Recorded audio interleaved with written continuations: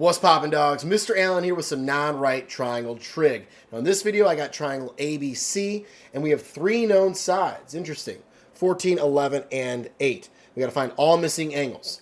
Well, if it's a side-side-side situation, I'm going to have to use law of cosines because I'm not going to have any angle side pairs across from each other to set up law of sines, which would need a completed ratio in that whole thing. So let's draw this triangle up first, label some things, and you know, I try my best to do like some different side lengths, but I feel like a lot of times I usually end up making it like an equilateral triangle, but you know, we'll see. I'll try to make it a little different this time and then properly label this thing so it looks semi to scale. So I'm going to put 14, that's the longest. We'll put that here. So this is going to be, this will be angle A up top there. Now B looks like it looking maybe over here, 11. This is B, so AB, and then C. This looks like the shortest side here. You don't have to do that, right? You can just draw them as equilateral triangles. I like to do that, make it look a little more accurate if I can. But hey, if you just got an equilateral triangle, ABC, label it accordingly, we're all good, okay? Just remember, your lowercase letter is the side across from its angle in the capital letter. Cool? All right, now law of cosines, when dealing in a side-side-side situation, does have one little tiny snafu, if you will. We're going to want to make sure that we solve for the largest angle first due to the possible ambiguity of law of sines if we use it to solve for the missing angles in the second half. All right, so what I'm going to do is I'm going to solve for this guy first. Sorry, solve for this angle first across from the largest side. All right, so let's set up law of cosines. Shall we? We shall. Okay, so we have our side across from the angle squared. So we have 14 squared equals, we got our other two sides squared, 8 squared plus 11 squared, minus 2 times the other two sides, 8 and 11, times the cosine of the included angle, okay? So cosine of A. Some folks actually have this just memorized of like the solved version. I'm going to go through the algebraic steps of solving this thing, all right? That's how I roll. So let's do that.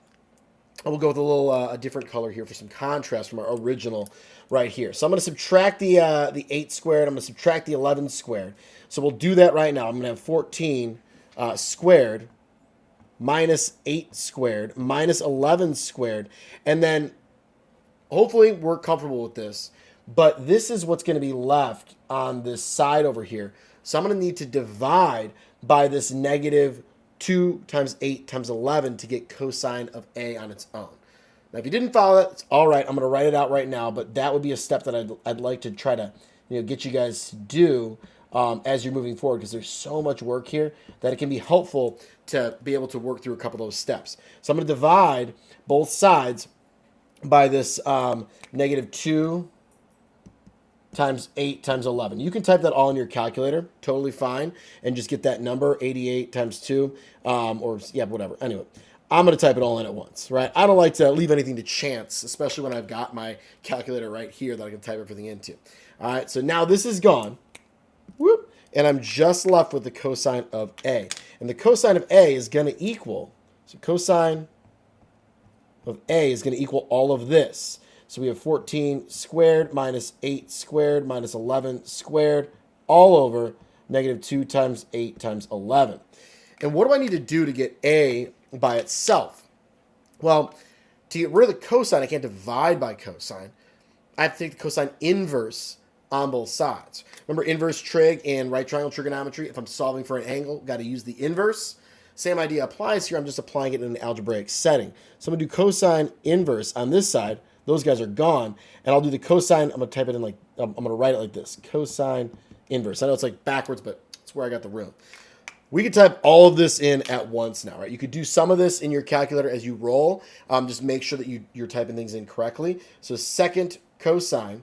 And then I'm going to do a little fraction action here. I did alpha x to get that. Or you can do alpha y equals. It'll bring up the fraction menu. Let me show you that as well. Just in case you don't have the newest version, alpha y equals.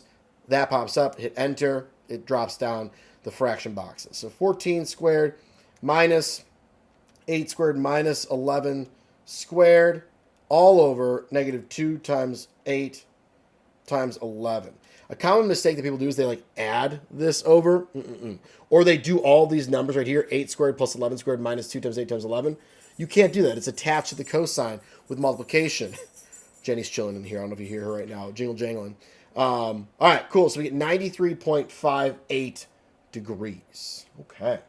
So that's the measure of angle A. I'm going to put that right in the triangle here. 93.58. 93.58 degrees. We've got one angle. Beautiful. Beautiful. All right. Now, the next thing here, next thing is I'm going to solve for side B, okay? Or sorry, angle B. So I'm going to go the next, I'm just going to work my way down here, get the next biggest angle, and continue on my merry way. Now, I'm going to set this up with law of cosines just to be safe. You can do it with law of sines, just in case you forget to solve for the biggest one. I think it's kind of helpful. Just do law of cosines twice. Yeah, it's a lot of work, but it's probably one problem that you have on your entire test. Might as well get it right. You know what I'm saying? So let's set the same thing up here again, and I will do it once again in blue to start. And we're going to have, for this one, for B, it's across from 11, right? So I'm going to have 11 squared. And then we have equals. We've got these two sides now that we're dealing with, right? 8 squared plus 14 squared minus 2 times 8 times 14 times cosine of B. And I can get all of this into one side right now. I'm going to use, how about, let's go with orange this time. I'm going to do all the algebra at once, okay? All of it at once. So we're going to have cosine of B equals, we have the 11 squared minus the 8 squared minus the 14 squared divided by the negative 2 times 8 times 14. That almost looks like subtraction. There we go. So same kind of look every single time. I'm going to do cosine inverse just like I did before on both sides. Cosine inverse, all backwards, looking weird. But that's it. We're going to get B out of this bad boy. So let's type it in. Second cosine alpha x. Get that fraction. 11 squared minus 8 squared minus 14 squared all over. And then I have negative 2 times 8 times 14. Close my parentheses. Boom. 51.64 degrees.